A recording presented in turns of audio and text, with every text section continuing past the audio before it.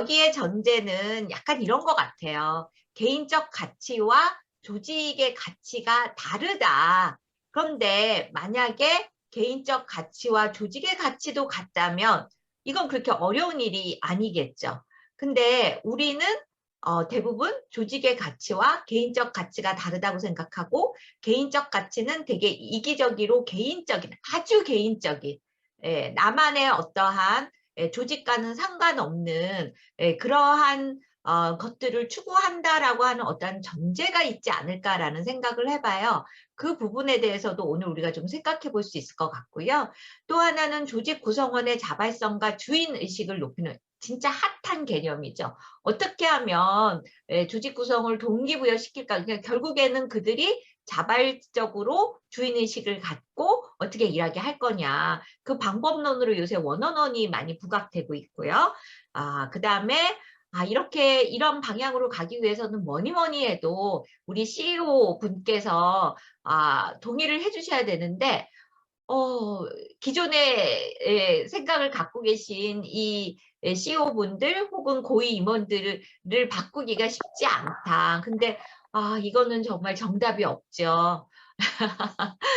그리고 구성원 육성 동기부여. 그래서 위에 거 다시 보면 CEO와 임원들을 설득시키는 방법은 저는 되게 객관적인 데이터라고 하는 또 글로벌 트렌드라고 하는 이 부분과 그 다음에 진짜 CEO와 고위 임원들이 원하는 정말 니즈, 표면적인 어떤 원트가 아니라 그 니즈가 무엇인가를 우리 HR이 정확하게 알아야 될 것 같아요. 그러니까 다 회사가 잘 되기를 원하는데 그 잘 되기를 원하는 것 밑에 조금 더 들어가 보고 그것과 이제 어떤 전 세계적인 어떤 트렌드, 글로벌 트렌드와의 그런 와의 어떤 접점 그리고 설득시킬 수 있는 뭐랄까요? 객관적인 데이터를 여러분들이 가지고 있는 것들이 되게 중요할 것 같고요. 구성원 육성, 동기부여. 사내 리더 코칭에서 의미 있는 대화를 위한 모티브를 얻고 싶다. 그래서 오늘 정말 의미 있는 대화에 대해서 좀 자세하게 말씀을 나눌 것 같아요. 그래서 한번 쭉 보죠. 이런 관심사를 가지고 들어오셨는데 오늘 이러한 관심사가 얼마나 충족이 될지 쭉 보시고 또 끝나고 난 다음에 추가적인 질문 해주시기 바랍니다. 오늘 제목이 A New Era from People to Individual이에요. 자, 여러분들이 여기 이제 코치님들이나 또 HR 쪽에 계신 분들이 많이 계신데요. 이렇게 그죠?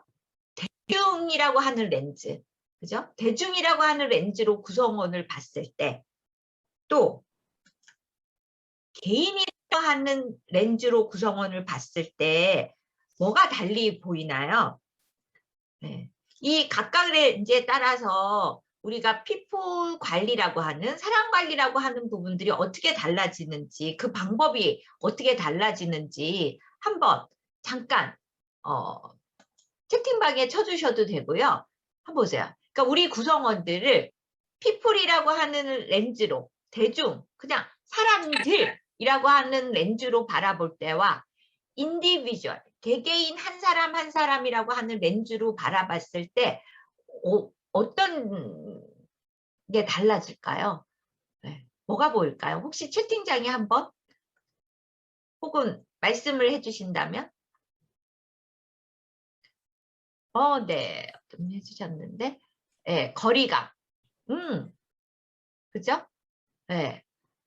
사람들이라고 할 적엔 좀 더 거리가 멀다는 거겠죠? 한 사람 한 사람이라고 할 땐 거리가 가깝다라는 걸 테고요. 한 사람 한 사람 그 사람만의 가지고 있는 고유함들을 바라보지 않을까. 네, 아무래도 피플은 엄청난 규모이지만 개개인을 본다면 다 다르겠죠. 그러니까 다양함을 보게 될 거다. 네, 대중은 팀, 분위기, 개인으로 볼 때는 개인의 특성이 떠오른다. 네, 맞아요. 집단은 형평성을 고려해야겠지만 개인은 오롯이 그 사람에게 집중할 수 있을 것 같다. 네. 그죠? 또 디테일에 집중할 것 같다. 집단은 뭔가 공통적인 것들을 중심으로 이것도 되게 좋은 것 같아요. 그죠? 공통적인 것을 중심으로 그래서 막 그룹핑을 하고 패턴화하죠. 범주화시키죠. 그래서 이런 범주에 이 사람은 요 카테고리. 그래서 요런 뭐 이래서 뭐죠? 하위 성과자는 이렇게 우리가 관리해야 돼. 고성과자는 이렇게 관리해야 돼. 라고 해서 패턴화 범주화시키게 되는 거죠. 근데 개개인은 개별성에 좀 더 중심으로 그 사람 한 사람을 중심으로 바라보게 된다. 그리고 존엄성을 인정받겠다. 나의 존엄성을 인정받겠다. 자, 그렇다면 여러분들은 조직에서 나를 대중 피플 사람들 중에 한 사람으로 봐주기를 원하세요? 아니면 나의 존엄성과 개개인성, 고유함을 바라봐주기를 원하세요? 1번과 2번이라고 할 때 여러분들은 어느 걸 원하세요? 네. 대중성에 채팅창에 쳐주셔도 좋고요. 2번을 원하신다. 개인성, 그죠? 저의 존엄성. 네. 네, 여러분들이 말씀하셨듯이 당연히 개인성이라고 하셨어요. 그죠? 여러분들이 이걸 원한다면 당연히 우리와 함께하는 구성원들도 1번이 아닌 2번으로 나를 봐주기를 바라고 있을 거라는 거예요. 그런데 재밌는 거는 이제 앞으로 조금만 지나면 이렇게 개인성으로 바라보지 않는다면 정말 어려워질 것이다 라고 하는 이 부분을 우리가 오늘 좀 큰 흐름에서 보려고 합니다. 네. 자.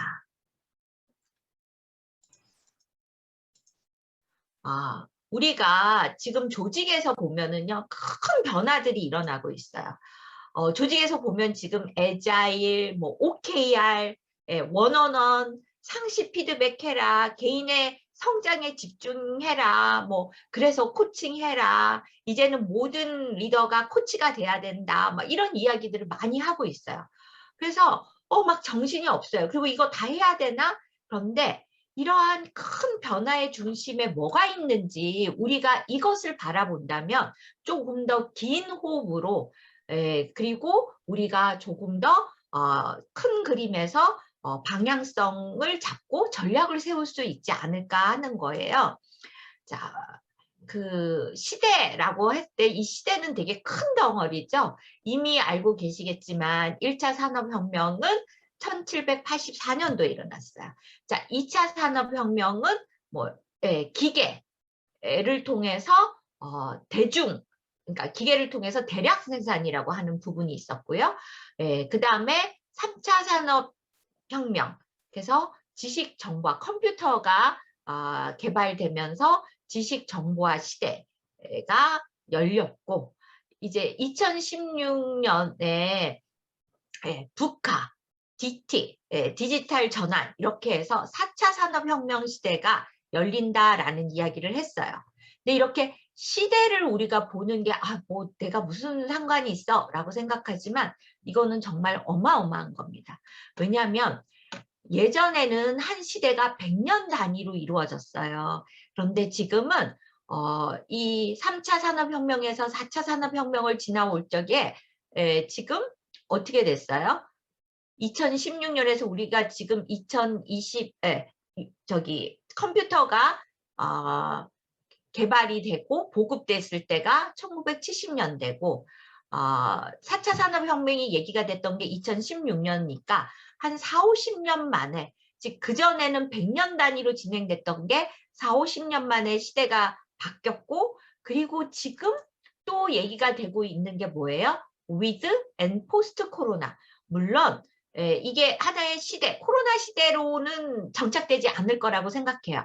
하지만 우리가 이 엄청난 사건을 경험하면서 세상이 바뀌고 있구나라는 것을 피부로 느끼고 계실 거예요. 그런데 얼마 되지 않았어요. 16년에서 20년이면 4년밖에 안 됐어요. 그죠? 이건 뭘 의미하냐면요. 예전에는 한 시대에 태어나면 그 시대에 뭐라 그러죠? 죽었다? 표현이 좀 그러네요. 생을 마감했어요. 그래서 그렇게 큰 변화를 감지할 필요도 없었고 내가 그 변화를 감내하기 위해서 나 스스로 변해야 되고 이런 게 없었다는 거죠. 그런데 지금 이 시대를 살고 있는 여러분들 그리고 지금 이 시대에 태어나는 많은 아이들은 생명들은 진짜 앞으로 살아가는 데 있어서 이러한 우리가 시대, 혁명이라고 하는 이것을 한 4~5번은 경험할 수도 있다라는 거예요. 그거는 살아가는 이 과정에서 엄청난 변화를 우리가 경험하고 그 변화 속에서 살아남기 위해서 나 스스로가 변화하지 않으면 안 된다. 이게 생존의 이슈가 된다라는 거예요. 그래서 우리가 사실 이걸 보는 이유는 조금 더 긴 호흡으로 우리가 앞으로 어떻게 하면 이 급변하는 시대의 변화를 그래도 행복하게 잘 살아갈 수 있을까? 과연 넥스트는 무엇일까? 이거에 대한 좀 인사이트를 얻으면 좋겠다라는 그런 기대감이 있습니다. 자, 여러분들 우리가 이제 기업 장면에서 좀 본다면 지금도 이게 그 테일러리즘이 언제 우리가 이게 부각이 됐나요? 1890년대인가요? 네, 그래서 테일러식 경영이라고 하는 이야기를 많이 하고 있는데 거의 지금 100년이 넘었는데 그럼 이건 올드하냐? 아니에요. 지금 우리 조직에서 보면 아직도 과학적 관리, 그죠? 시스템 관리 이런 표현들을 많이 쓰고 있을 거예요. 이게 결국에는 테일러식 합리주의적 경영이라고 볼 수 있습니다. 자, 테일러식 합리주의적 경영에서 가장 중요한 건 뭐예요? 효율성이 최고의 미덕이 되는 거죠. 그래서 한동안 GE의 스택 랭킹, 그건 뭐예요? 내부 경쟁을 치열화시켜서 효율성을 극대화하려고 하는 방법론이었잖아요. 그거 우리 언젠가요? 1995년 정도까지도 이 스택 랭킹이 많이 사용되고 있었고 제 기억으로는 2000 제가 기억이 잘 안 나요. 2015년에 아마 GE가 이 스택 랭킹을 폐지하였을 거예요. 그리고 마이크로소프트는 스택 랭킹을 도입했던 본인들의 그 과거의 10년을 잃어버린 10년이라고 했을 정도로 그렇게 각광받던 것이 이제는 거의 폐차 수준이 된 거죠. 자, 그래도 여전히 우리나라 기업에서는 이 경영에 있어서 효율성을 극대화하면서 표준화시키고 과학적으로 관리한다라는 어떤 미명하에 범주화시키고 이러한 것들이 아직도 많이 진행되고 있을 거예요. 여러분들이 한번 기업을 보시기 바랍니다. 자, 이때는 사실은 이러한 어떤 표준, 획일화되어 있는 어떠한 이 기준에서 자기만의 방식으로 일을 하는 사람은 아마 최악의 구성원이었을 거예요. 왜? 우리는 모호한 거 되게 싫어. 표준이라고 하는 것들을 넘어가면 그거는 오류였던 거죠. 네. 그런데 지금 세상이 변화하고 있다는 거예요. 이 테일러식 합리주의 사고에서 가장 크게 자리 잡았던 건 뭐냐면 평균의 법칙이에요. 이 표준화의 이 어떤 통계적인 것에서 가장 중요했던 거는 평균이었던 거죠. 그리고 되게 명확해야 됐어요. 그래서 모호한 것들을 되게 싫어했죠. 이때 이 시기에 가장 중요했던 사고의 프레임은 되게 이분법적 사고예요. 왜? 이것이 가장 명확했기 때문에. 옳고 그름, 강약점, 악과선, 흑백 논리. 그죠? 네. 그리고 이 시대에는 특정 계층이 만들어낸 정답을 쫓아가던 시기였어요. 그리고 사람들은 관리의 대상이고 성과를 내는 리소스로서 사람들이 있었는데 영어로 보면은요, 피플이 존재했던 거죠. 근데 세상이 어떻게 바뀌고 있어요? 이제는 인디비주얼의 세상이 열리고 있다. 여러분들 이 스토리 제가 어저께도 잠깐 저희 뿜 설명회에서도 말씀드렸는데 여러분들 이런 스토리 들어보셨을 거예요. 미국의 노부가 살고 있었는데 자꾸 대형마트에서 쿠폰이 도착하는 거예요. 그런데 아이 그 육아와 관련된 쿠폰이 도착해서 처음에는 아, 뭐 실수련이라고 했는데 계속 도착하니까 화가 나잖아요. 그래서 찾아가서 컴플레인을 했어요. 그런데 쭉 조사를 해보니, 이상하네요. 그 당신 집에 지금 임산부가 살고 있습니다. 그런데 아니 누가 임산부지? 라고 봤더니 사춘기 소녀인 본인들의 손녀가 임신을 하고 있었다는 거예요.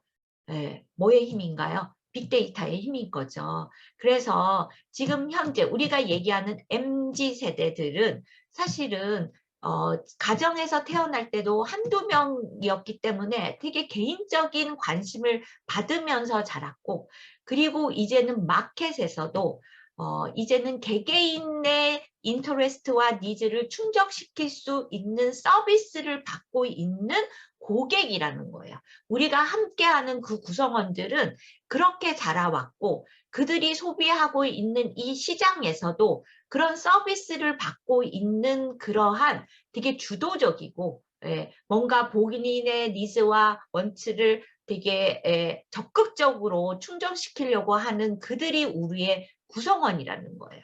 그래서 그들은 많은 사람 중에 한 사람으로 대접받고 싶지 않고 개개인으로 대접받고자 한다. 되게 재밌는 거는 아이러니하게 이러한 테크놀로지의 발전, 우리가 얘기하는 이 마켓에서의 그 개개인성의 존중은 결국에는 뭐예요? 이러한 테크놀로지의 발전으로 오히려 개개인성이 회복되고 있다라고 말씀드릴 수 있는 거죠. 자, 이 개개인의 세상에서는 어떤 현상들이 벌어지느냐? 예전에는 특정 계층이 정답을 만들어냈고 그 다른 사람들은, 대중들은 정답을 쫓아갔다면 이제는 개개인 모두가 다양한 정답을 만들어낼 수 있다는 거예요. 심지어 누구까지? 미취학 아동까지, 초등학생까지. 그래서 초등학생들도 크리에이터가 되면 어떻게 돼요? 연봉이 1억이 되는, 1억의 연봉을 받을 수 있는 그러한 개개인이 될 수 있다라는 그러한 세상이 펼쳐지고 있다라는 거예요. 자, 제가 마켓이 변하고 있기 때문에 이제는 기업이 변해야 된다라는 말씀을 드리는데 어떻게 변하고 있는가? 에어비앤비의 IT 임직원 비율이 19%나 된대요. 이거는 아마존보다도 더 많은 IT 임직원이 있다는 거예요. 비율적으로. 자, 이건 뭘 의미할까요? 결국에는 에어비앤비는 숙박업이 아니라, 사실은 숙박업이라고 하기도 어렵죠. 왜? 호텔을 가지고 있는 게 없었잖아요. 그런데 이제는 숙박업이 아니라 IT 기업이다라는 거예요. 이러한 이야기들은 너무나 많이 들어보셨을 것 같아요. 우리의 그 여행 플랫폼인 야놀자도 현재 1,500명의 그러니까 임직원, 구성원 중에 R&D 비율이 40% 이상이고, 여기에 R&D에는 IT 임직원들이 엄청 많다는 거죠. 중장기적으로는 70%를 목표로 하고 있다. 왜 이러한 기업들이 IT 임직원의 비율을 높이고 있느냐? 그러니까 개개인에 맞는 그러한 서비스를 제공해야 되기 때문에 이렇게 IT 임직원의 비율을 올리고 있다는 거예요. 즉, 마켓이 변하고 있다. 마켓이 변하면 당연히 어디가 변해요? 기업이 변할 수밖에 없다라는 거예요. 자, 그래서 이제는 기업에서 우리가 집중해야 되는 거는 이렇게 개개인성을 중요하게 생각하는 우리 고객과 다이나믹하게 그들의 개개인의 니즈와 인터레스트를 충족시켜주기 위해서 소통하는 우리 구성원들 한 사람 한 사람의 능력이 너무 중요하고, 그 사람의 가능성들을 얼마나 폭발적으로 발현하도록 하느냐, 이 영역이 바로 리더십의 영역이라서 이제는 리더십의 개발에 대해서 이 코로나 시기에 더 많이 부각되고 있는 것 같아요. 자, 그렇다면 피플의 시대의 리더들의 역량은 뭐였을까? 컨트롤링과 매니징이었죠. 그런데 이제 개개인의 시대가 열리면 리더의 역할이 바뀌어야 된다라는 거예요. 왜? 10명이 있으면 10명이 다 달라요. 100명이 있으면 100명이 다 달라요. 그리고 이 100명이 다 다를 뿐만이 아니라 한 사람도 어제와 오늘에 반응하는 게 다를 수 있어요. 왜? 맥락이 다르니까. 그래서 범주화시키고 카테고리화 시켜서 요런 카테고리에 이 사람을 넣을 수가 없다라는 거예요. 그래서 이제는 우리 리더의 역할이 인스파이링하고 디벨로핑의 역할로 넘어가야 된다. 예, 왜? 인스파이링은 뭐예요? 정답을 주는 것이 아니라 개개인 한 사람 한 사람이 뭔가를 찾아갈 수 있도록 해주는 거, 그리고 디벨로핑은 그 한 사람 한 사람이 성장할 수 있도록 해주는 것이 너무나 중요한 시기가 되었다라는 겁니다. 자, 그래서 우리가 그 관련된 자료를 보면은 디지털 마케팅 연구에서 제공한 그 자료에 의하면 21년도 디지털 마케팅 트렌드에 이 개인화라고 하는 것들이 부각이 되고 있다라는 거 잠깐 보여드렸고요. 자, 오늘 메인 이제 그 아티클에 그러면 이러한 변화를 우리 리더들이 더 빨리 파악하고 인정하고 있을까? 아니면 우리 구성원들이 더 빨리 파악하고 인정하고 있을까? 대부분 사람들은 아무래도 리더들이 이러한 것들을, 이러한 변화를 더 빨리 파악하지 않을까? 네, 그리고 더 준비하지 않을까라고 생각을 하지만, 물론 이 논문이 2019년도 논문이에요. 그런데 의외로 직원들이 오히려 이러한 변화를 더 빨리 파악하고 있고 더 긍정적으로 적극적으로 대응하고 있다라고 하는 결과를 보여주고 있습니다. 자, 여기 보면은요. 세계 6,500명의 리더, 그 다음에 구성원은 11,000명을 대상으로 설문을 했는데요. 여기에 구성원들은 경제 변화에 가장 취약한 저임금 비숙련 근로자들에게 초점을 맞췄습니다. 이건 의미하는 건 뭐냐면 리더들과 직원들 간에 어떠한 지식적인 부분이나 경험적인 부분에서 차이가 있어서 예측하기로는 리더들이 이러한 변화를 더 빨리 감지할 것이다 라고 예측을 한 거죠. 그런데 정반대의 케이스가 나왔다라는 거예요. 오히려 리더들을 생각하기에는 이러한 변화에 필요한 스킬들을 우리 직원들은 잘 취득하지 못하고 있을 거야.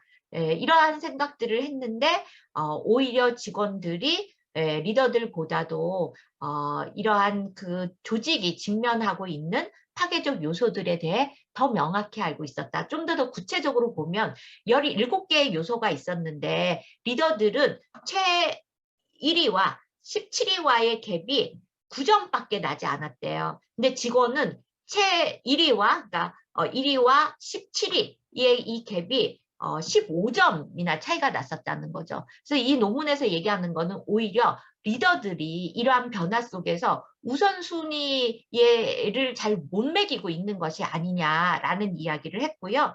그리고 구성원들은 오히려 리더들이 인지하는 것보다 미래에 더 적응하고 긍정적인 태도를 보였다. 그래서 테크놀로지의 발전이 우리의 일을 뺏어가는 게 아니라 더 재미있고 그리고 오히려 더 많은 기회를 줄 것이다. 그렇게 하기 위해서 우리는 준비해야 되고 조직에서 더 많은 기회를 줬으면 좋겠다라고 하는 것이 이 직원들의 생각이었다는 거예요. 그래서 제가 말씀드렸듯이 직원들은 리더들이 인지하는 것보다 미래에 대해 훨씬 수용적이고 긍정적이었고 변화를 받아들이고 새로운 스킬을 익히는데 더 열정적이었다라는 것을 보여주고 있는데요. 저는 이거 너무 당연한 거라고 생각해요. 왜냐? 리더는 기득권자예요. 자, 기득권자의 그 모드는 변화가 아니에요. 킵이지. 내가 가지고 있는 어떠한 것들을 그죠? 그게 권력이 되었던 지위가 되었던 돈이었든 기득권자는 이것을 지키려고 하는 모드로 변한다는 거예요. 그래서 리더들한테 이러한 변화에 대한 교육을 끊임없이 해야 되는 건 저는 그래요. 무조건 변화해야 된다라는 것이 아니라 여러분들이 지키고 싶은 게 뭐냐. 지키고 싶다는 건 되게 소중한 거죠. 내가 지위를 지키고 싶어 하고 뭔가 권력을 지키고 싶어 하는 것 그 이면에는 본인들이 소중하게 생각하는 것들이 있죠. 명예일 수도 있고 그리고 가족일 수도 있고 그죠. 그런데 그런 것들을 지키기 위해서는 결국엔 뭐 해야 돼요? 세상의 변화에 내가 그 변화의 흐름을 쫓아가서 나 역시도 변화하지 않으면 지키려고 하면 태화되는 거죠. 그래서 그런 부분들을 우리가 알고 있어야 된다. 그래서 저는 이 결과가 오히려 너무 자연스러운 거 있지 않을까. 왜? 우리 구성원들은 이러한 변화 속에서 생존이 달려있기 때문에 오히려 더 직관적으로 이러한 변화를 감지할 수밖에 없다라는 거고요. 이 논문에서 그렇게 그러면 어떻게 준비해야 되느냐. 네, 여러 가지가 있는데 이건 논문을 좀 보시면 좋을 것 같고요. 저는 제일 첫 번째, 학습하는 문화를 만들어라. 그래서 우리가 교육을 뭔가 이벤트성으로 교육을 하는데 이벤트성으로 교육하는 것이 아니라 ING, 온고잉으로 해야 된다. 그래서 저는 HR 분들 저희 코치도 마찬가지지만 어떤 사람을 바꾸려고 했을 때 오히려 더 많은 부작용이 일어나는 거죠. 왜 인간은 그렇게 하루아침에 바뀌는 것이 아니고 누군가를 바꾸려고 들어갔을 때 그거는 그 사람을 존중하는 태도가 아니거든요. 예, 40세 인생을 살았으면 40세의 히스토리, 40년의 히스토리가 있고 경험이 있는데 어느 한순간에, 한 시간에, 뭐 10시간에 그 사람을 바꾸려고 한다는 건 정말 말도 안 되는 소리잖아요. 그거는 그 사람을 존중하지 않는 태도인 거죠. 그래서 조직에서도 조직을 바꾸기 위해서도 뭐 리더십을 바꾸기 위해서도 정말 중요한 것은 온고잉으로 지속적으로 진행이 돼야 된다. 그래서 이 논문에서 얘기하는 거는 예를 들어서 세계적인 물류기업 익스페디터라고 하는 조직은 구성원들만 교육시키는 거 아니라는 거예요. CEO까지 포함해서 매년 모든 임직원들이 52시간의 역량 강화 프로그램에 참여해야 된다. 52시간이면은 6.5일 정도 돼요. 생각해 보세요. 근데 요새 저희한테 의뢰 들어오면 임원교육할 때 2시간 해주세요. 코칭 리더십 2시간 해주세요. 1:1 면담 거의 2시간에서 4시간이에요. 그리고 이거 도저히 이 시간으로 안 돼요라고 하면 시간이 없어서. 근데 아시죠?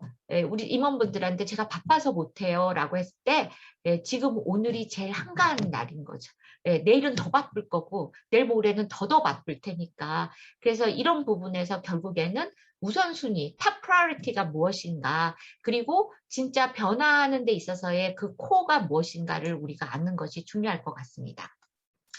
그래서 제가 사실 과거에 한 3, 4년의 자료들을 쭉 정리를 해보면요. 아까 앞에서도 봤지만 원어원 해야 된다. 상시 성과 관리해야 된다. 상시 피드백 해야 된다. 뭐 OKR이 더 중요하다. 이제는 애자일로 조직이 바뀌어야 된다. 이런 많은 이야기들이 진행되고 있는데요. 그래서 어떻게 해야 되는데 라고 했을 때 딱 깔때기로 떨어지는 거는 이거였어요. regular, frequent, continuous, quality, meaningful conversation이었어요. 자, 의미 있는 대화에서 강조하고 있는 건 뭐냐? 코어가 인간 중심의 철학이에요. 이 인간 중심의 철학은 뭐냐? 결국에는 개개인 한 사람 한 사람을 그 사람 그대로 봐달라는 거예요. 이게 되게 중요하고 그 사람과 이 리더가 어떤 관계를 맺을 거고 그 관계를 맺는 과정에서 어떤 대화를 할 거냐, 이 부분을 다 포함하고 있는 것들이 코칭이기 때문에 저는 지금 현 시대에 지금 바로 이 순간에 많은 조직에서 코칭에 관심을 갖는 것이지 않을까라는 생각이 들고요. 그리고 실질적으로 하버드 비즈니스 리뷰나 맥킨지나 갤럽이나 이런 권위 있는 그러한 기관에서 나오는 많은 아티클 논문에서 빠지지 않는 것이 바로 코칭이에요. 자, 이 코칭이라고 하는 이 부분을 우리가 이제 인간 중심의 철학이라고 하는 것들을 가져가는 게 그럼 말처럼 쉬우냐? 그렇지는 않아요. 저는 토드 로즈의 이 평균의 종말을 읽으면 읽을수록 그 의미가 새롭게 다가오는데요. 그 이유는 뭐냐면 우리의 지금의 이 패러다임, 그 모호함을 싫어하고 패턴화시키고 이러한 것들의 이 패러다임의 중심에는 뭐냐면 에버리지에 대한 개념이 있어요. 그래서 이 평균을 중심으로 사람을 범주화시키고 우리가 그래서 성격 유형이나 강점이나 이런 모든 진단들이 결국엔 뭐예요? 통계를 돌리고 범주화시켜서. 근데 우리도 어떻게 돼요? 그러한 세상에 태어났고 그러한 교육을 받았기 때문에 이러한 것들의 이 결과를 받으면 사실은 나는 나인데 오히려 그 패턴화된 범주에 나를 집어넣고 막 좋아하죠. 어머 나는 INTJ였어 막 이러면서 그죠?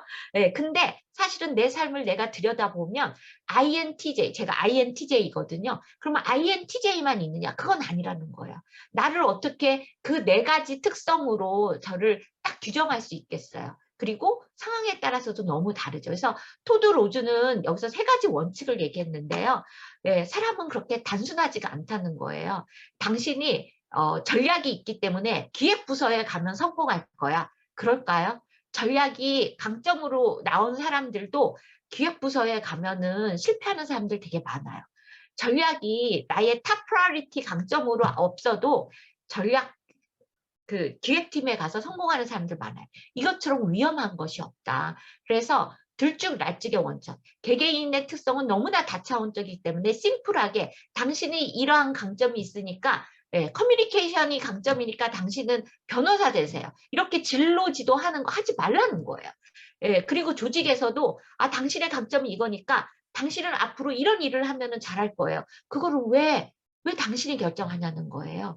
네, 내가 가고 안 가고는 뭐예요? 나의 열망이 결정한다는 거예요. 내가 되고 싶은 거. 그죠? 그리고 맥락의 원칙은 뭐예요? 제가 항상 외향적이지도 않고 항상 내향적이지도 않죠. 상황에 따라서 내향성을 보일 때도 있고 외향성을 보일 때도 있고 제가 여성스럽게 보이나요? 남성스럽게 보이나요? 저도 제 남편한테는 되게 여성스럽게 보이겠죠? 하지만 강의를 할 적에는 어떻게 했어요?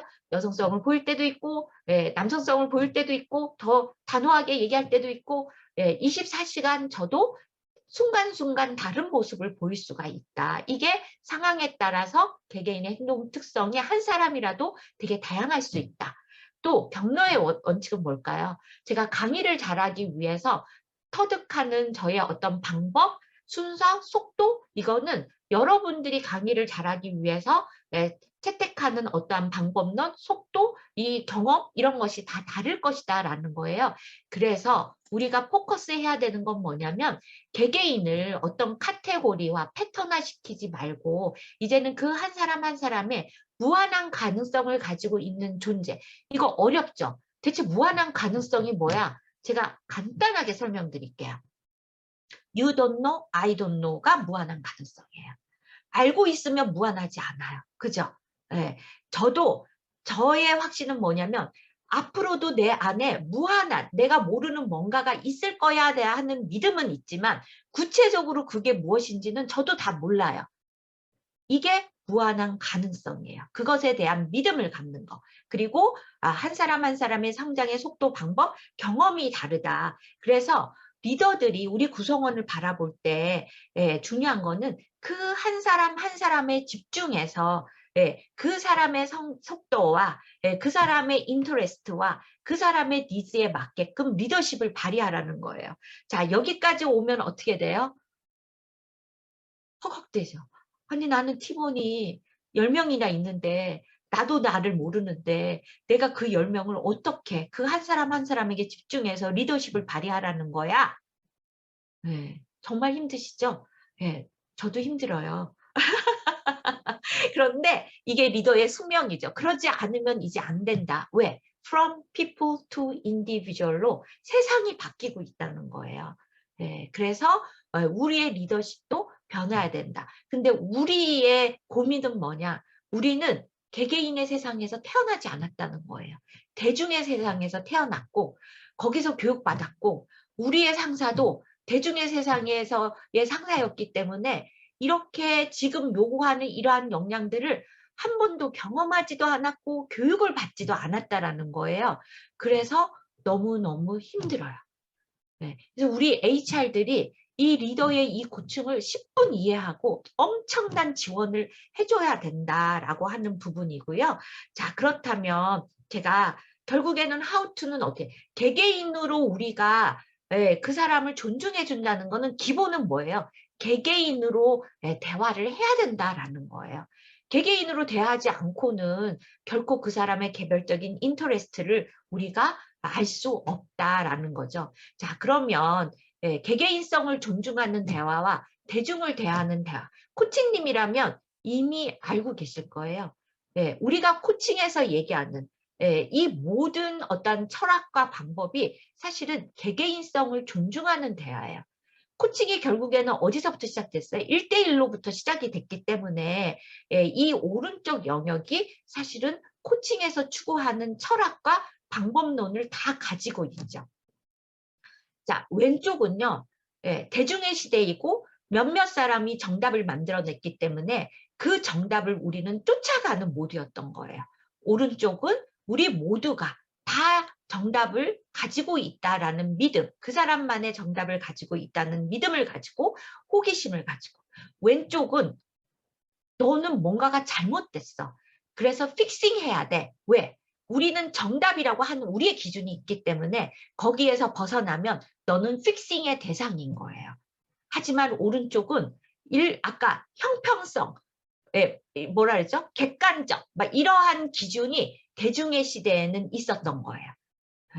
그런데 이제 개개인성의 시대에는 그것이 아니라 한 사람 한 사람만의 인터레스트와 니즈가 기준이 되는 거죠. 네. 자, 그래서 개개인성을 존중하는 대화 방법으로 사실은 전 세계적으로 원어원을 추천하고 있어요. 그런데 이 원어원을 어떻게 해야 되느냐? 어떻게 하라 그래? 아까 meaningful conversation에서 앞에 뭐가 있었어요? frequent, continuous, regular라고 하는 게 있었어요. 그게 뭐냐? 추천하는 게 격주예요. 어마어마하죠. 네. 격주로 원어원을 하라는 거예요. 지금 이 원어원은 인텔의 앤디 그로브, 이 사람 정말 대단한 사람이에요. 우리가 얘기하는 OKR도 사실은 인텔의 앤디 그로브로부터 시작이 됐어요. 그런데 아시죠? OKR의 성공에는 반드시 뭐가 있어요? 원어원이 없이는 OKR을 가져갈 수가 없다라는 거예요. 네. 그런데 그럼 격주로 원어원으로 어떻게 할 거냐? 네. 이 페이스북에 CEO인 셰릴 샌디버거도 이렇게 얘기했어요. 저커버거와 이렇게 장기간 관계를 유지할 수 있는 것도 이 위에 C 레벨들도 뭘 해야 된다? 원어원 해야 된다는 거예요. 우리나라는 원어원 시작하면 어디서부터 시작해요? 팀장님부터 시작해요. 그리고 임원들은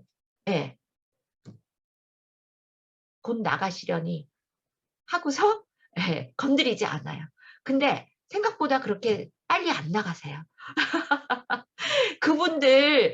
그분들도 이러한 지원을 안 해주시면 우리 팀장님들이 그렇지 않아도 힘들어 죽겠는데 완전 낀 세대가 돼가지고 지치게 되는 거죠. 그러면 여러분들 HR분들이 시도하시려는 이 원어원은 결코 일어나지 않는다.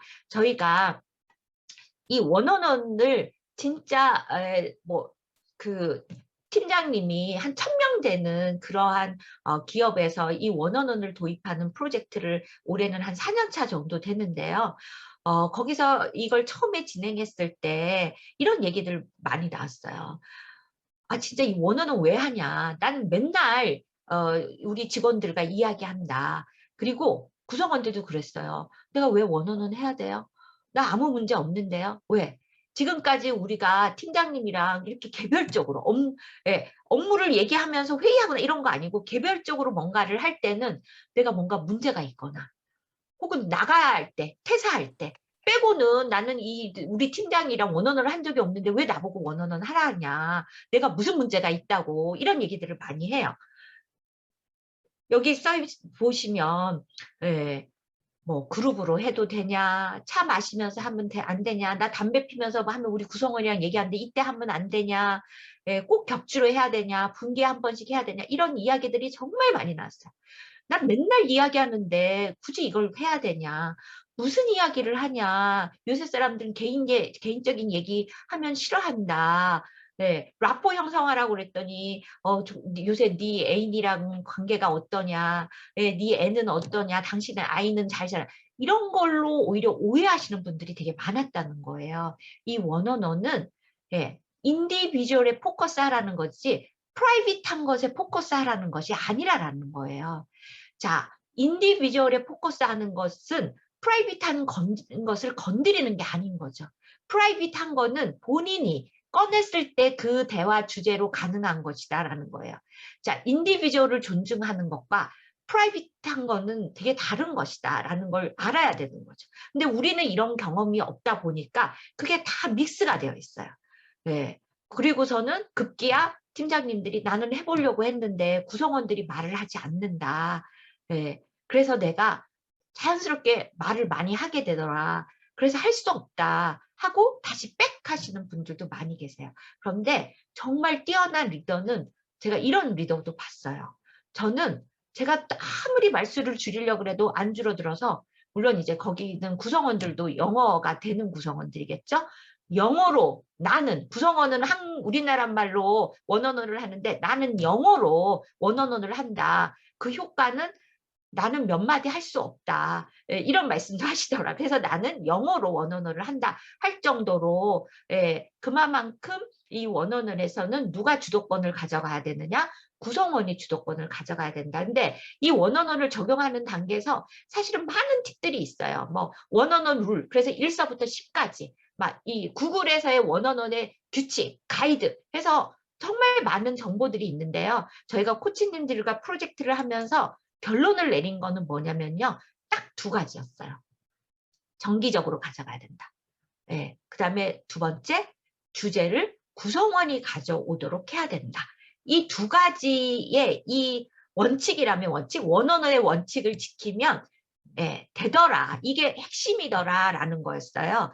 자, 저희가 이 성공적으로 원어원을 팀 문화에 적용했던 팀장님들을 인터뷰를 했었어요. 그래서 과연 이 팀장님들은 다른 팀장님들과 뭐가 달랐을까를 한번 인터뷰를 통해서 뽑아낸 거는 뭐였냐면요.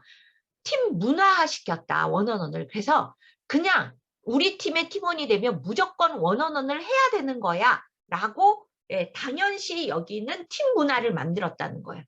말은 쉬워요. 그럼 어떻게 할 거냐? 그러면 리더들은 어떻게 해야 되냐? 일단 이 원어원의 성공의 경험을 해야 돼요. 그래서 시스템을 만들고 무조건 하세요가 아니라 엄청난 지원을 해주셔야 된다. 이분들한테 교육뿐만이 아니라 이 원어원을 하는 이 장면에서 우리가 코치가 되려면 코도코라고 해서 이렇게 그 코칭을 하는 걸 하나하나 코치들이 코멘트를 해주면서 요 역량을 쌓을 수 있도록 개인 과외도 해주잖아요. 그런 것까지도 필요할 수도 있다. 그래서 무조건 리더들은 이 구성원과의 1대1 대화에서 아 이걸 했더니 되게 좋네? 자, 리더들이 뿌듯함을 느끼는 건 뭐예요? 구성원들이 나와 대화를 했는데 본인들이 되게 의미 있었다고 얘기하는 거예요. 그리고 내가 도움을 줬다고 생각하는 거예요. 그런데 이제는 과거에는 도움을 주는 건 내 경험을 하고 노하우를 막 일방적으로 얘기하고 내가 뿌듯해했는데 지금은 그렇게 하면 어떻게 돼요? 구성원들의 얼굴이 확 표정이 달라져요. 그래서 알아요. 내가 뭔가 잘못하고 있구나.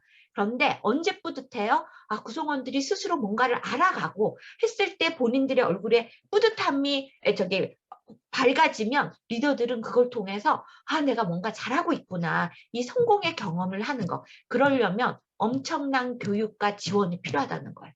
그냥 2시간 교육하고 이거 해보세요. 네, 우리 코치들이 제일 아래 단계 코칭 교육을 받고도 엄청나게 코도코를 받고 이러한 시간이 어마어마하다는 거예요. 네, 그래서 2시간 교육하시고 4시간 교육하시고 원어원 하세요. 이런 거 하시면 안 된다. 그리고 이게 또 시스템화 되어서 그러니까 조직이 리더들한테 던지는 메시지가 일관되어야 된다. 그리고 그것이 시스템과 얼라인 돼야 된다. 그래서 가장 우선 탑 프라이어리티로 원어원을 박아둬야 된다는 거예요. 이렇게 되고 이것들이 루틴하게 돌아가게끔 해야 된다. 그러니까 결론은 리더들한테 원어원은 성공적으로 되는 건 루틴하게 돌아가는 거예요. 구성원들 입장에서는 어떠냐? 많은 분들이 원어원을 도입할 때 교육의 대상으로 리더만 생각하세요. 그런데 더 많은 교육이 필요한 대상이 구성원이에요. 자, 구성원들한테 왜? 그들이 주도적으로 원어원에서 역할을 해주면 정말 빨리 성공적으로 원어원이 정착이 돼요. 그런데 이들이 주도적이지 않으면 이렇게 끌려서 가게 되면은 원어원이 정착되기까지 엄청나게 시간이 필요해요. 그래서 원어원을 도입을 하시려면은 일단 구성원들 대상으로 지속적으로 교육해 주셔야 되고요. 안내해 주셔야 되고요. 눈만 돌리면 화장실에 가도 이 원어원에 관련된 내용들, 엘리베이터를 타도 원어원과 관련된 내용들, 그 다음에 재밌는 이벤트도 해 주셔야 돼요. 뭔가 원어원을 통해서 나에게 원어원이란 이런 것이다. 뭐 이런 거 공모도 해가지고 상도 주고. 그리고 두 번째, 구성원들이 이 원어원을 통해서 정말 이게 좋더라라는 경험을 해야 돼요. 이 경험을 하려고 하면 어떻게 해야 돼요? 리더들이 제대로 원어원을 해줘야 돼요. 예전에 하는 방식으로, 대화 방식으로 원어원을 하잖아요. 그러면 열이면 열, 구성원들은 앞으로 리더와의 대화를 하고 싶지 않아요. 회피하게 돼요. 그래서 제대로 처음부터 성공의 경험을 할 수 있도록 해줘야 된다. 자, 이렇게 되면 마지막 파이널 스텝은 어떻게 돼요? 구성원들이 오히려 적극적으로 리더와의 원어원을 활용하게 된다. 되게 스마트한 방법이죠. 왜? 적극적으로 나의 퍼포먼스를 어필할 수 있는 기회예요. 그 다음에 지원을 끌어낼 수 있는 기회라는 것을 본인들이 알게 돼요. 그래서 적극적으로 활용하게 된다. 또 많은 곳에서는 상시 피드백, 요새 원어원 아니면 상시 피드백 이거 도입해요. 제가 최근에 작년도에 어떤 기업은 상시 피드백을 일주 단위로 하라고 리더들한테 지시가 떨어진 거예요. 근데 중요한 거는 상시 피드백의 그 내면의 목적은 뭐였냐면 코로나로 재택근무를 하니까 이게 관리가 안 되는 거죠. 그래서 일주일에 한 번씩 만나서 그야말로 기존에 하던 방식으로 코멘트 주라는 거예요. 지시해라는 의미였어요. 그런데 이렇게 상시 피드백을 이러한 의도로 진행이 되면 어떻게 될까요? 구성원들은 귀찮아도 힘든데 일주일에 한 번씩 팀장과 1시간씩 30분씩 만나서 계속 그 얘기를 들어야 되는 거예요. 얼마나 이 시간이 괴롭겠어요. 구성원만 괴롭겠어요. 팀장들은 그렇게 10번을 하게 되면 정말 영혼이 탈탈 털릴 거예요. 근데 중요한 건 뭐냐. 지금의 피드백에 대한 우리의 개념이 잘못 되어 있다라는 거예요. 그래서 우리가 지금의 이 피드백은 누구도 편하지 않다. 피드백을 하라고 하는 이유가 사람을 변화시키기 위해서 그러는데 여러분들 성인이에요. 여러분들 여러분들한테 당신 잘못됐어요 라고 얘기하면 그거 바꾸고 싶으세요? 안 그렇잖아요. 이게 shopping for confirmation이라고 해서 10사람 중에 9사람이 너 잘못됐어. 그럼 객관적이라고 우린 얘기하잖아요. 한 사람만 아니야, 너 괜찮아, 잘하고 있어. 그건 되게 주관적이라고 생각하죠. 그런데 인간은 내 주위에 10사람 중에 9사람이 너 잘못했어. 한 사람이 괜찮아, 너 잘하고 있어. 그럼 어디로 간다고요? 그 한 사람한테로 간다는 거예요. 그게 인간이다. 이게 심리학적으로 밝혀졌다라는 거예요. 그리고 너무나 지적질을 많이 받으면 셀프 이스팀에 오히려 뭔가 안 좋은 부정적인 결과를 낳는다. 그래서 피드백은 중요한 건 뭐냐면요. 얼마만큼 프로그레스 하고 있느냐, 당신이 얼마만큼 성장하고 있느냐가 되게 중요하다는 거. 그래서 오히려 피드백은 일방향적으로 주는 게 아니에요. 어떻게 돼요? 피드백 대화가 된다. 생각해 보세요. 피드백을 할 적에 상사가 혼자서 얘기하면 뭐예요? 일방적으로 그냥 지시하고 지적질하는 것밖에 안 돼요. 그런데 실질적으로 피드백이 효과가 있고 상대가 수용하려고 하면은 내가 내 생각을 공유했으면 퍼스펙티브, 관점을 공유했으면 구성원들도 자신들의 관점을 나눌 수 있고 서로 이런 것들을 주고받을 수 있어야 된다. 그래서 오히려 만약에 상시 피드백을 플래닝하고 있다면 피드백 교육이 아니라 이 대화의 교육, 인디비주얼, 개개인에 대한 이 존중에 대한 그러한 교육이 더 되어야 되지 않을까라는 생각이 듭니다. 네, 오늘 여기까지 진행해 보려고 하고요. 자, 쭉 들으시면서 제가 people from people to individual. 우리는 이제 인디비주얼의 세상에 가고 있어요. 100% 인디비주얼의 세상이 아니라 보셨듯이 우리는 지금 거의 반반씩 있는 세상이 있을 수도 있어요. 그런데 앞으로의 세상은 인디비주얼의 세상일 것이다.